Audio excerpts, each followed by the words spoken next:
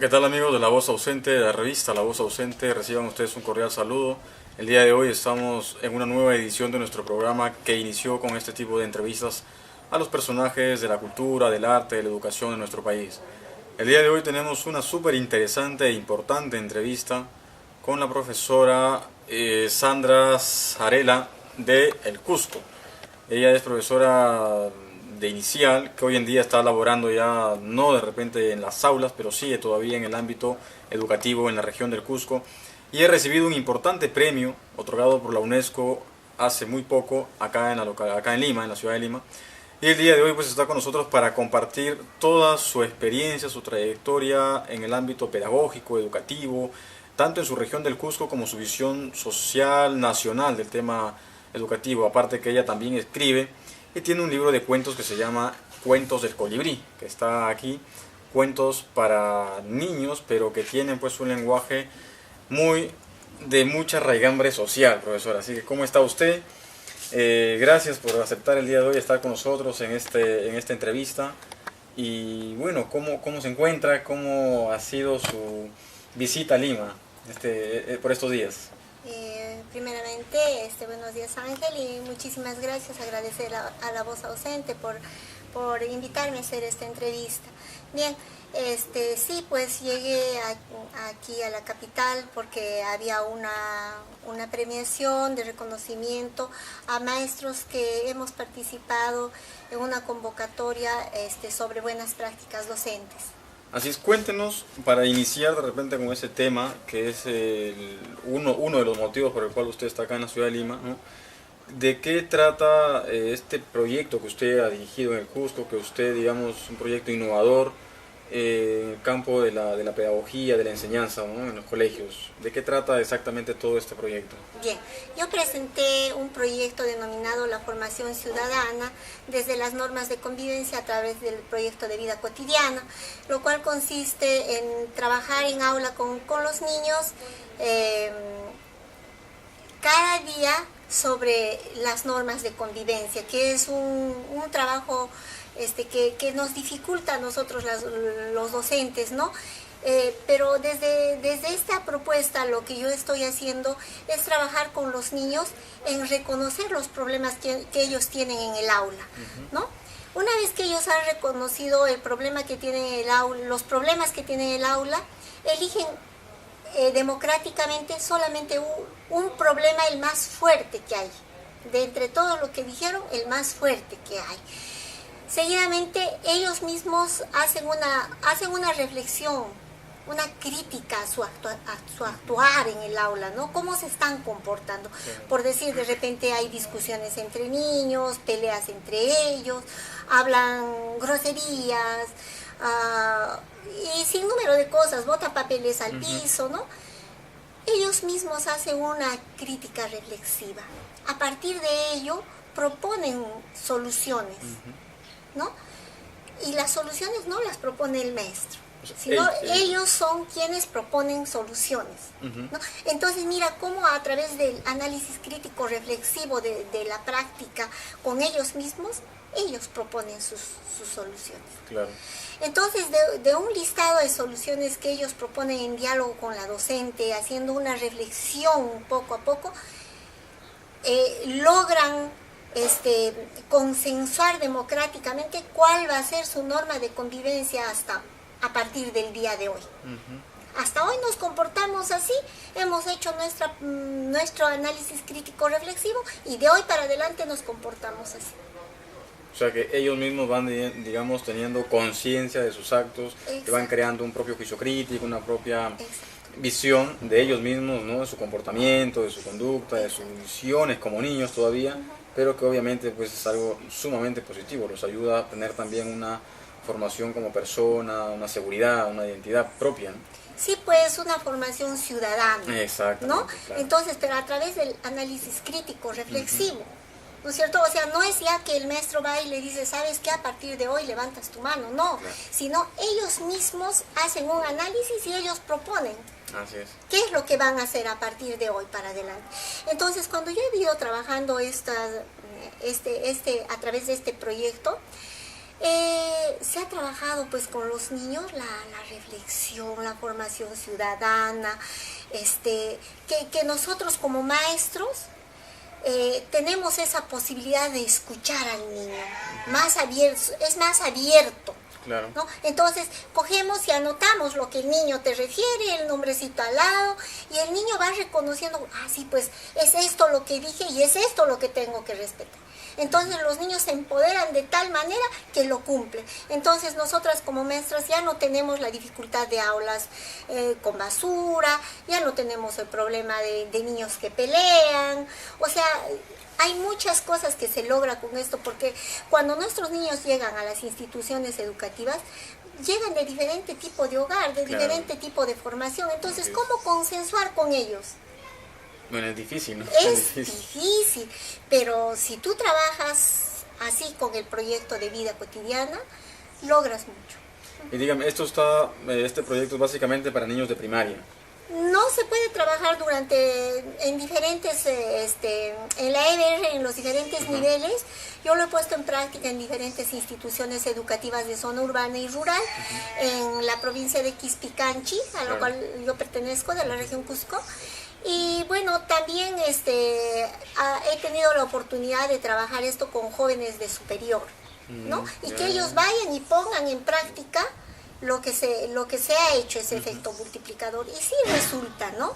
Producto de eso es que también que en el proyecto que presenté estoy nombrando al instituto en el cual yo he trabajado, y que sí las chicas han logrado resultados. O sea, nos vamos comprometiendo más con la educación de nuestros niños, comprometiéndolos a ellos mismos en la construcción de sus propios aprendizajes. Claro, mire, de verdad que esto es sumamente, innovador en un principio, ¿no? Innovador, es importante, tanto para la educación, digamos, desde el punto de vista pedagógico como desde el punto de vista social, ¿no? Así es. Y dígame, y en cuanto, por ejemplo, al Ministerio de Educación, ¿no? Que digamos es el ente que rige la educación en el Perú, ¿usted ha tenido algún tipo también de reconocimiento por esta labor? ¿O no están ni enterados? Bueno, el Ministerio de Educación generalmente nunca nos pregunta, no nos reconoce nada, ¿no? Sin embargo, como se deja ver, la UNESCO ha hecho un reconocimiento a los maestros que hacen una buena práctica docente, y bueno, nuevamente ha sido reconocido el trabajo que yo hice. Y bueno, no, de repente nuestras autoridades en el sector educación, en ese sentido todavía no sé por qué no nos dan esa apertura a poder difundir. Sin embargo, yo pienso que poco a poco se va a ir comprendiendo esto, porque la práctica social nos enseña cuál es el camino, ¿no? Entonces yo a lo largo de los años, más o menos 12 años, 15 años, es que yo estoy viendo esa práctica, ¿no? He hecho la práctica y estoy viendo que hay resultados. Hay maestras a las que de repente por voluntad propia, en grupos de interaprendizaje en los cuales yo lidero, se les ha dado y también han puesto en práctica, ¿no? Y sí da resultados. Entonces la satisfacción que me queda es poder estar contribuyendo a la educación. Aunque nuestras autoridades no nos dan esa apertura para hacerlo y tomar en serio este tipo de trabajos, este tipo de propuestas que tenemos los maestros, pero ahí vamos, ¿no? Estamos comprometidos con la educación del pueblo, de nuestros niños, ¿no? Queremos que sean reflexivos, que analicen, ¿no? Ya no enseñarle al niño que tiene que obedecer todo, sino que nuestro niño también tiene que ser cuestionador, también tiene que hacerse las preguntas y saber responder él mismo las preguntas a través de un análisis, a través de la investigación. Así necesitamos una sociedad crítica, ¿no? Una sociedad crítica y a la vez que proponga soluciones también, porque no todo se quede en la crítica, ¿no? En el cuestionamiento, sino también en proponer ideas innovadoras. En este caso, como lo que usted ha hecho, es una idea pues totalmente innovadora, totalmente que soluciona muchos problemas. Bien, sí, yo te debo de decir de que, mira, hace un tiempo trabajamos con una organización, varias docentes, en la cual aprendimos esto, ¿no? Cómo trabajar, pero, o sea, quedó allí, y después de repente se produjo uno que otro texto al respecto, pero, o sea, queda allí. Y nuestras autoridades, cuando nos dan esa apertura de que ya, maestra, usted lo puso en práctica, les resultó, ahora lo que necesito es que usted vaya y dialogue con las maestras. Siéntese allí y haga el seguimiento si las maestras están elaborando bien esto. ¿no? Entonces tenemos el problema de que, bueno, salen los chicos de secundaria y no saben qué respetar, no respetan las leyes. ¿Por qué? Porque ellos no lo hicieron. Pero si es que ellos mismos construyen, si es que el pueblo mismo construye sus propias leyes, sus propias normas, lo reconoce pues y lo respeta. Pero si nos dicen, como dicen vulgarmente a rajatabla, tienes que cumplir esto, o sea, no lo van a obedecer, no lo van a obedecer. Y de eso se trata con el proyecto de vida cotidiana, cuando nosotros trabajamos los hábitos y normas con nuestros niños desde el nivel inicial. Y sépase que el nivel inicial pues es la base de la educación, ¿no? Claro. Si no tenemos esa cimentación, la casa se nos cae, ¿no? Así es, así es. Y dígame, ahora está este proyecto que ha empezado en Quispicanches, en el Cusco, ¿se ha extendido ya por el resto de la región del Cusco o todavía es un poco más difícil? Bien, sí, como te dije, hay un texto que es una propuesta regional, ¿no? Es una propuesta regional que, bueno, valga decir verdades, es una propuesta que se ha lanzado el año pasado y el anteaño, se ha lanzado en un texto. Sin embargo, ¿quién hace ese efecto multiplicador? Claro. Sin embargo, ese texto que salió, muchas de las docentes lo hemos ido poniendo en práctica durante tantos años. Para que salga ese de la región, hemos puesto en práctica muchos años y sin embargo a veces no se nos nombra. Pero ese no es el caso, sino el caso es que nosotros tenemos que trabajar con nuestros ¿Y ese texto lo han sacado ustedes mismos, las propias profesoras? No, la región la ha sacado con una organización no gubernamental. Ya, sí. Mire, pero digamos que esta propuesta, porque es una propuesta que debería pues masificarse obviamente en cuanto a las instituciones educativas, no solamente públicas, sino también particulares, ¿no? Así es. De repente hacer un llamado, ¿no? Por ejemplo, al Ministerio de Educación, que tanto se preocupa a veces por temas superfluos y no por temas que realmente valgan la pena. Este reconocimiento que usted ha recibido el día de ayer, porque la entrevista la estamos haciendo hoy día domingo, y el premio ha sido el sábado, ¿verdad? Sábado sí, 2 de junio, perdón. Sábado 2 de junio en la Municipalidad de Miraflores. ¿Qué ha consistido? ¿Cuántos profesores han participado de este reconocimiento? ¿Todos han sido de la región del Cusco? No. Ya. Hemos sido convocados a nivel nacional. Bueno, no han participado todas las regiones. Tengo entendido que han participado 12 regiones, de los cuales de todos los proyectos solamente 34 hemos sido reconocidos, de los cuales 5 de Cusco. Y bueno, el día de ayer se ha hecho una pequeña remembranza de algunos de los proyectos, de repente por el tiempo, porque muchos hemos venido de otras regiones, ¿no? Y no tenemos mucho tiempo para quedarnos. Entonces se ha visto que sí, pues los proyectos que se han presentado son muy valiosos, habría que rescatarlos y sería importantísimo para mí que estos se difundan a nivel nacional, porque si hablamos de una calidad educativa, entonces tenemos que hacer pues una calidad educativa con la propuesta de los mismos maestros, que salga del maestro que ha hecho su práctica y en su práctica docente ha ido viendo que sí, este trabajo funciona, sí da resultados, ¿no? Es muy distinto a que cuando el ministerio nos da una cosa y nos dice vaya y lo tiene que cumplir, ¿no? Cuando el ministerio manda una currícula no nacional que a veces no se adecua para cada región también. Yo creo que la educación en el Perú, al menos por el tema variable que tenemos en cuanto a regiones, en cuanto a cada localidad tiene sus propias costumbres, sus propias tradiciones, ¿no? Sus propias formas. ¿Cree usted, no sé, le hago la pregunta, que la educación debería ser también un poco adecuada a cada región, a cada localidad? Cosa que no se está haciendo porque el ministerio manda, por ejemplo, un estudiante del Cusco, un estudiante de Ucayali, de San Martín, no es igual que uno de Lambayeque, y que ese no es igual al de Lima. O sea, hay distintas, me refiero al tema geográfico, por ejemplo, ¿no? Las dificultades que tienen a veces. Bien. Al respecto yo debo decir de que sí, el ministerio está mandando algunos textos en el Runasimi a mi región, ¿no? Sin embargo, hay algunos equívocos también en los textos del ministerio, entonces algunas veces se toma en cuenta el quechua de por decir Apurímac y no de Cusco, ¿no? Entonces, yo pienso de que también el ministerio debería de preguntar a los mismos maestros allí en aula, maestro, ¿usted qué necesita? Una fotocopiadora, una impresora, para que usted haga su mismo texto, de acuerdo al lugar en donde está. Claro, porque el maestro es el que conoce, él es el que está ahí. Claro, nosotros somos los que conocemos, los que pasamos las mil y una con nuestros niños, con nuestros padres de familia, ¿no?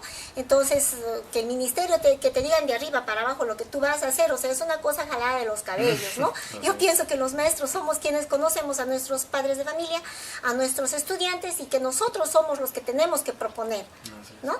A las alternativas de solución, la misma currícula, ¿no? Porque valgan verdades, a este tiempo, por ejemplo, en el nivel secundario se ha fusionado, podríamos decir, los cursos de geografía, cívica, historia. Sí. Entonces, yo me pregunto muchas veces y digo, o sea, ¿qué es lo que quiere el ministerio? ¿Desmemoriarnos de nuestra identidad? O sea, ¿en qué línea estamos? Pues, ¿no? ¿Qué tipo de educación quiere que nosotros demos a nuestros? Sí. Son cuestionamientos que profesores que de repente tenemos un poco de lectura hacemos, porque el ministerio lo que quiere es que nosotros obedezcamos.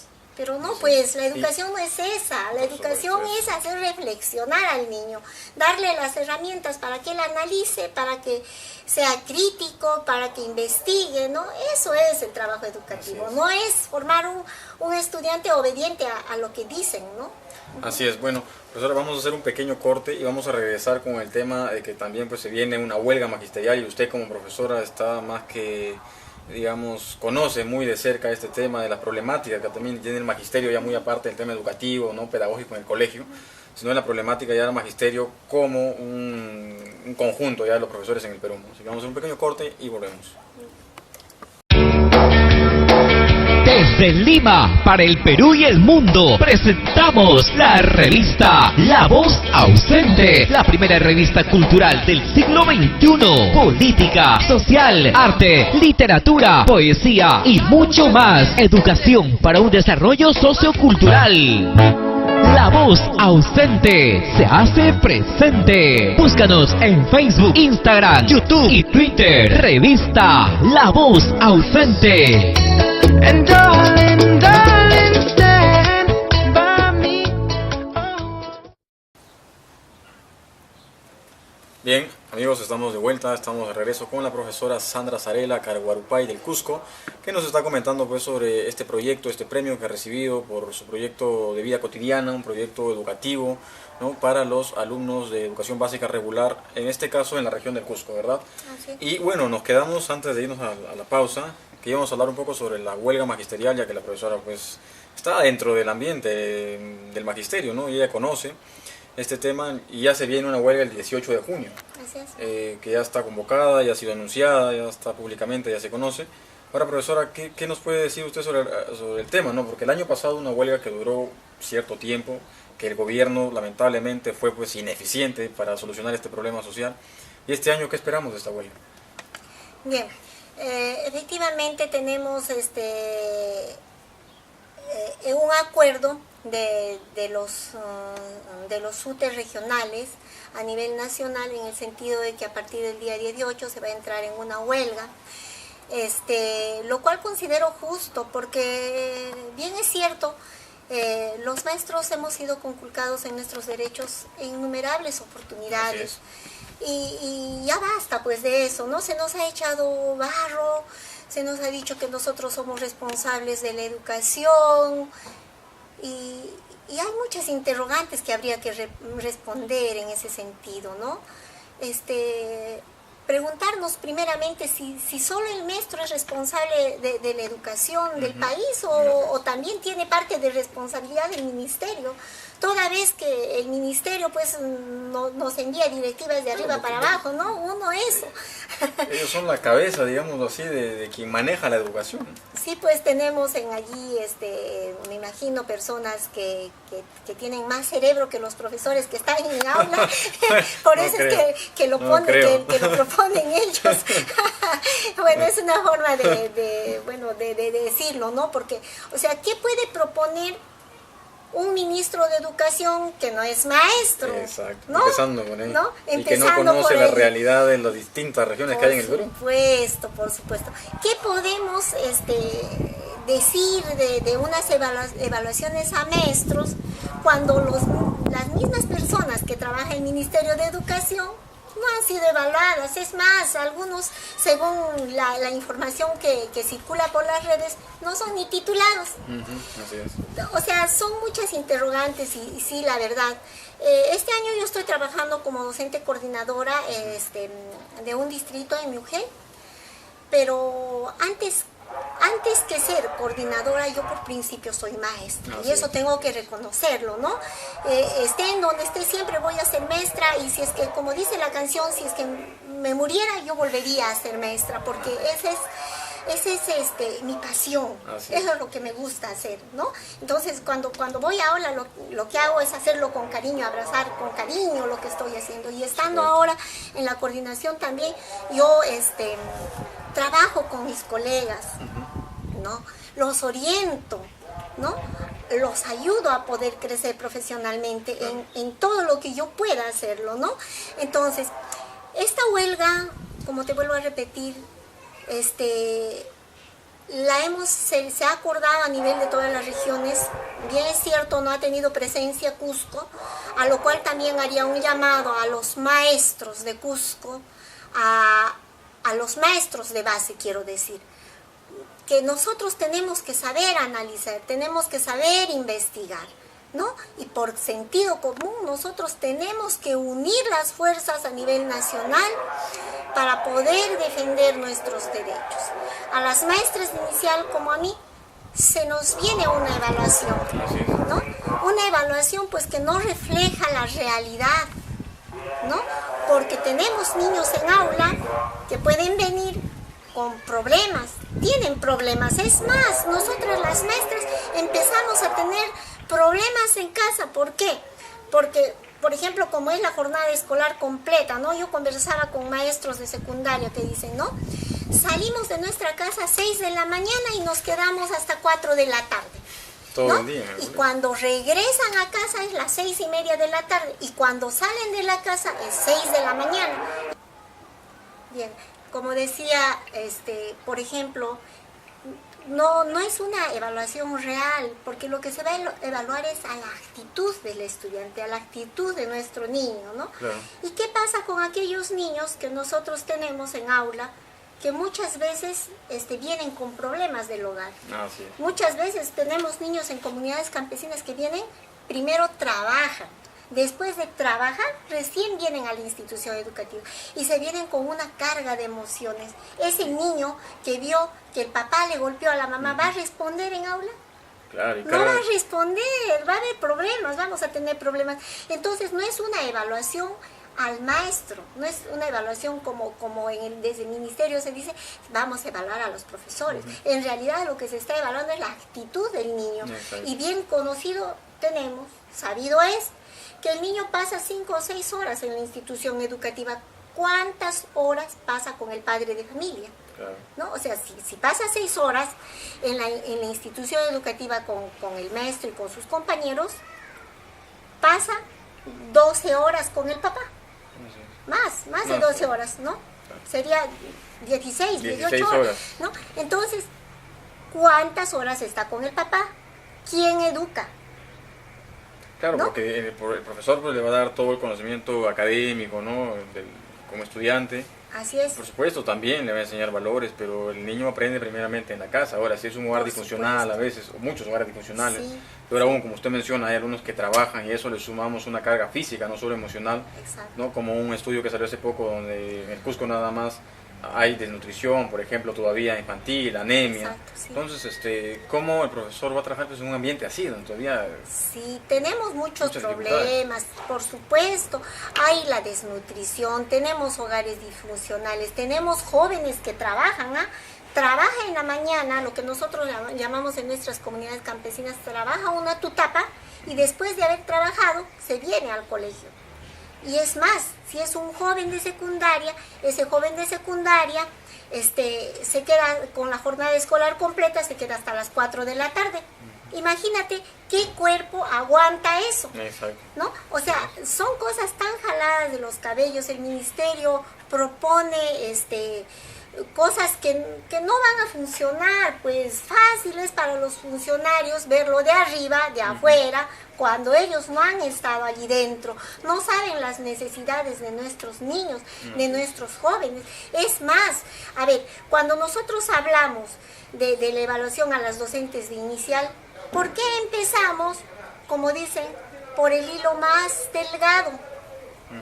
¿No? O sea, son tantas interrogantes que, bueno, en ese sentido, pienso que la huelga convocada por las diferentes regiones para el día 18, las maestras de inicial deberíamos de ser las más interesadas en apoyar.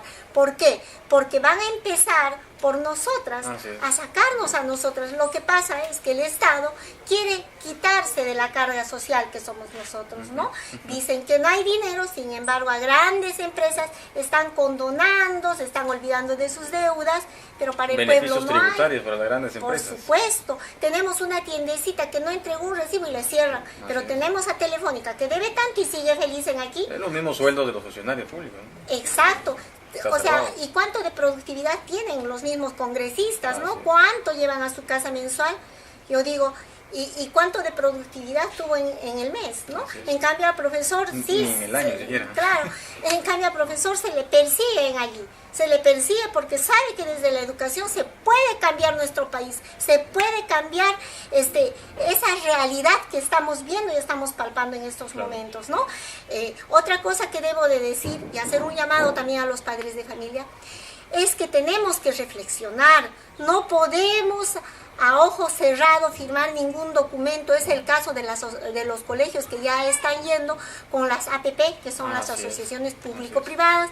En el Cusco tenemos 10 instituciones en las cuales, tengo entendido, en una de las instituciones ya se está haciendo el estudio de suelos, ¿no? Entonces se entra por las instituciones educativas con el cuento de que van a arreglar la infraestructura. Y después, ¿qué va a pasar? El padre de familia lo va a tener que pagar, ¿no es cierto?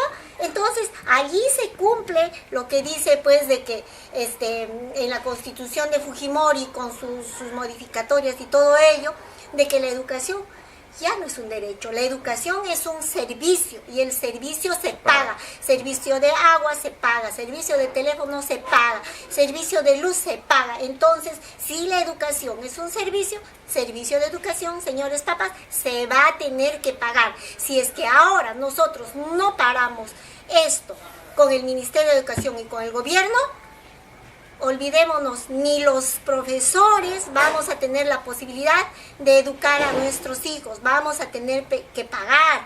Hemos tenido este mes pasado de mayo una reunión con maestros, un encuentro internacional de docentes en el país de Bolivia, a donde han asistido 7 países, dirigentes sindicales de 7 países, ¿no?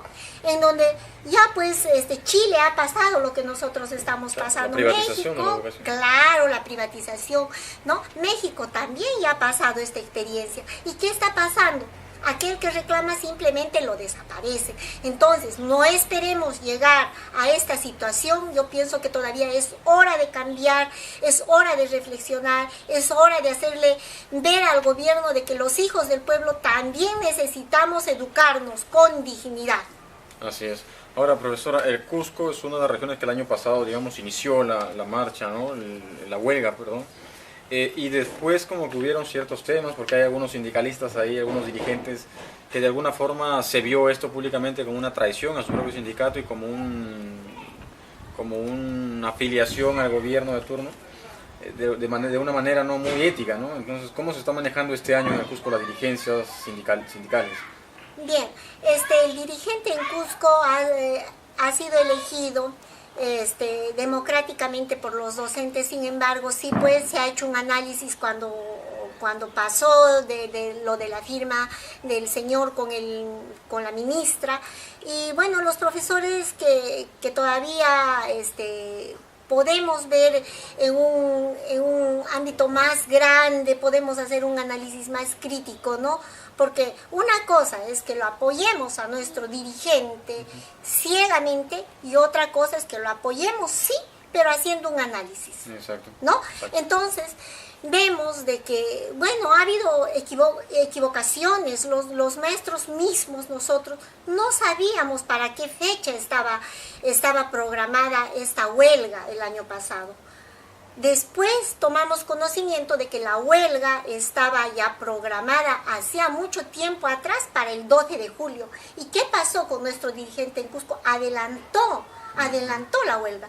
¿Y qué pasó? Los maestros se desgastaron, pues. Claro, Entonces claro. era una huelga tan larga que ya tenían que pararla. Pero eso no se consultó a las bases. Al igual que ahora, cuando el dirigente Pedro Castillo está de pasada por Cusco, algunos profesores del Colegio Garcilaso lo invitan y el señor, el dirigente de Cusco dice, ¿quién lo invitó? O sea, nosotros como maestros de base no necesitamos que nuestro dirigente regional lo invite. Claro. No, él no es dueño, que él debe de entender que él no es dueño de los profesores ni dueño de las instituciones educativas. Cada uno tiene su libre pensar. Y si él es dirigente, además es porque los profesores lo han puesto ahí. También, Claro, ¿no? y está en la obligación de él comunicarnos todo lo que pasa. Por ejemplo, este encuentro internacional de docentes ha sido lanzado a nivel nacional por las redes sociales. Sin embargo, nuestro dirigente no nos dijo nada. Cuando no te dicen nada, tú te autoconvocas, porque tú como un intelectual, tú como una persona pensante, tienes que ir a todo espacio a ver qué es lo que está pasando. Y tú mismo, desde ese lugar, tienes que sacar tus propias conclusiones. Es eso. Hay esas equivocaciones ahora. Sí, lamentablemente está pasando eso, pero bueno, la huelga ya tiene fecha, es el 18 de junio, y esperemos pues que esta vez el gobierno tome cartas en el asunto y realmente sabemos que no va a solucionar la problemática magisterial que tiene muchos años, pero que al menos dé muestras de que sí están interesados en querer ir solucionando ciertos problemas, ¿no? Como Bueno. por ejemplo, una de las cosas que están reclamando, profesora, disculpen, es la derogatoria de esta ley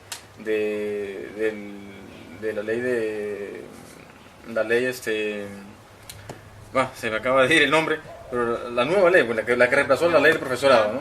La ley de carrera pública magisterial, así es. Sí, pero básicamente nosotros, los profesores que tengo entendido, estamos comprendiendo esta huelga 2018, estamos convocando por no a la privatización de la educación. Digamos que esa es la base, así es. Esa es nuestra lucha porque más todas grande. estas normas, decretos, leyes que van sacando, todas estas van apuntando como a querer concesionar, privatizar poco a poco, paso a paso la educación en el Perú. Entonces, el fondo de todo este detalle es no a la privatización, No a la privatización, sino que defendemos la educación pública, privada, gratuita de los colegios en general en el Perú. Sí, pues en defensa de la educación pública de los hijos del pueblo, es que nosotros, los maestros que todavía hacemos un análisis, es que estamos de acuerdo con la decisión que han tomado nuestros dirigentes, ¿no? A nivel de las regiones, ¿no? Y bueno, lo que nos queda es pues estar al tanto de la noticia y ir apoyando a través en todo espacio en el que podamos, ¿no? Y tampoco no dejarse llevar muchas veces de los grandes medios, ¿no? Porque lo que han hecho esos los grandes medios en la marcha el año pasado es tildar a los profesores de violentistas, de incendiarios, de terroristas, cuando sabemos pues qué intereses defienden los grandes medios de comunicación masiva en nuestro país, ¿no? Entonces, siempre tratar de buscar distintas fuentes a los padres de familia, informarse de cuáles son las razones por qué los profesores están iniciando esta huelga.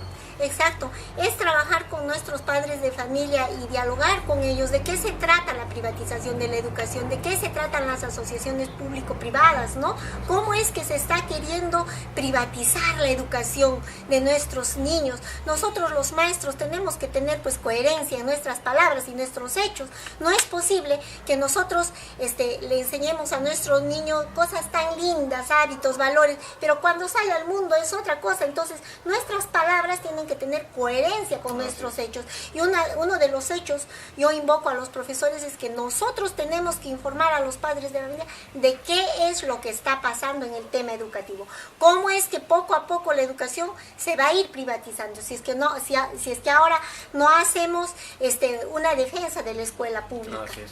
Y esto le corresponde a ir a la huelga a los maestros, los padres de familia, los propios alumnos, como el año pasado se vio, y de verdad que fue algo satisfactorio, porque los propios alumnos iban a apoyar a sus profesores a la marcha. Así que pues esperemos que este año sea también bastante productiva y que no haya pues la gran represión que hubo el año pasado, en el que hubieron profesores heridos, profesores fallecidos inclusive, y hasta ahora el gobierno tampoco no se sabe si ha solucionado o no esos problemas, con algunos profesores que quedaron lamentablemente muy mal heridos, ¿no? Bueno, creo que es momento de entrar un poco al ámbito literario, ¿no? Porque sabemos que usted también escribe y tiene pues este libro de cuentos que se llama Los Cuentos del Colibrí, que ya creo lo hemos mostrado, aquí está también. Así es, Los Cuentos del Colibrí. Ábrenos, cuéntenos sobre su trabajo en este campo, ¿no? de los cuentos, de la literatura. Usted este libro, ¿cómo lo está difundiendo? Si de repente es porque sería interesante que le den la apertura, por ejemplo, en colegios, ¿no? Para que esto se difunda también con los alumnos. Bien, los cuentos del colibrí surgen a raíz de que, bueno, yo soy maestra de comunidad, yo me considero así, porque también soy una mujer andina, claro, ¿no? Sí.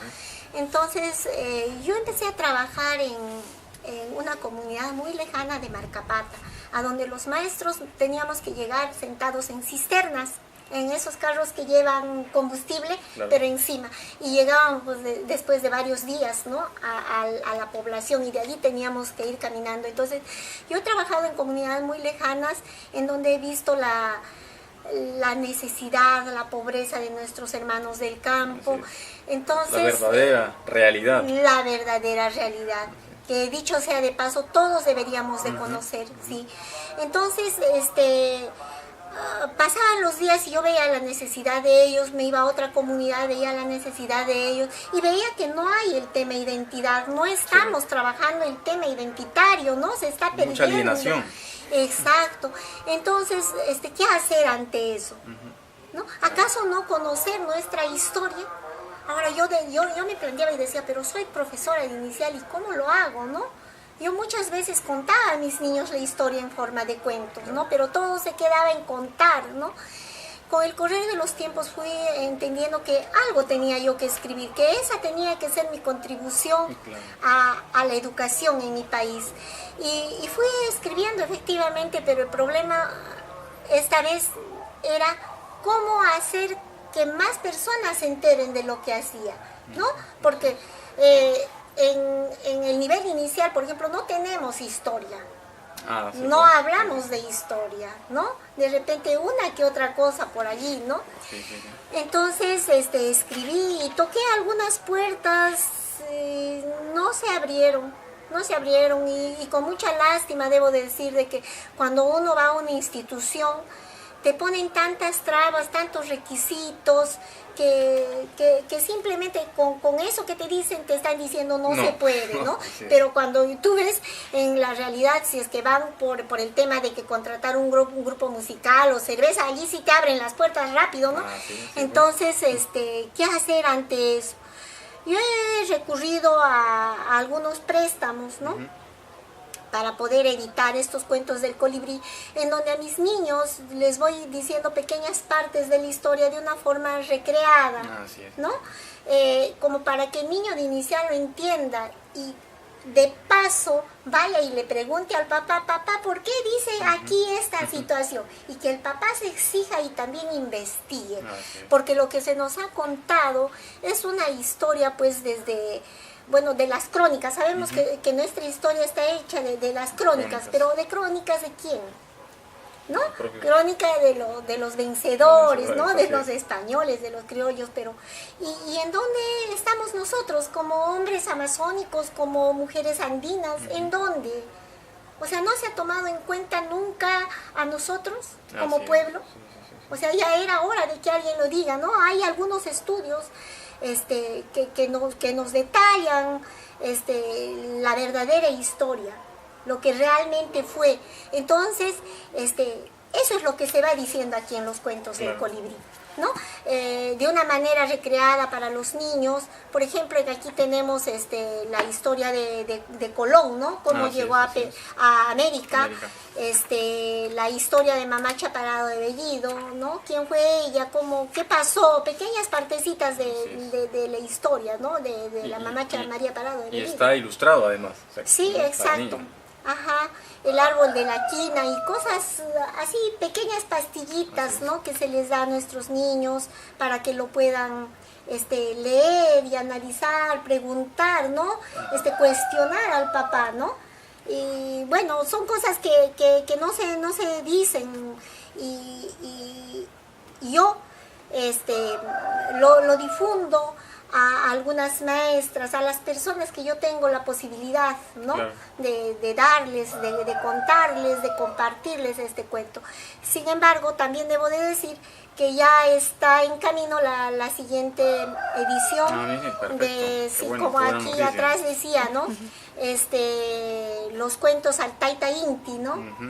Entonces ya pienso que va a ser algo un poquito más grande como para que los niños lo puedan manipular de una mejor manera.